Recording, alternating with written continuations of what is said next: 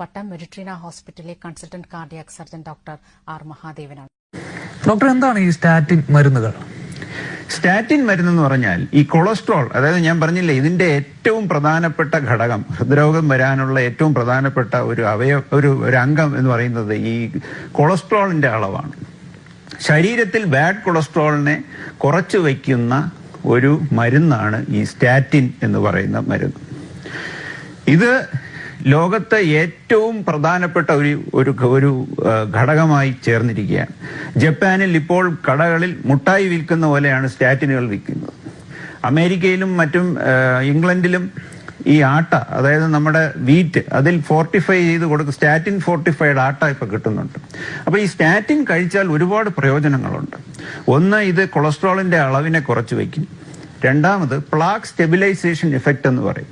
ഇപ്പോൾ ഓൾറെഡി ഉണ്ടായിരിക്കുന്ന ഒരു ബ്ലോക്കിനെ, അതിന്റെ പൊടിശകലങ്ങൾ പൊടിഞ്ഞുപോയി ഒരു അറ്റാക്ക് വരാതെ പ്രിവെന്റ് ചെയ്യുന്ന, അതായത് പ്ലാക്കിനെ സ്റ്റെബിലൈസ് ചെയ്യുന്ന ഒരു പ്രക്രിയയാണ് ഈ സ്റ്റാറ്റിനുള്ളത്.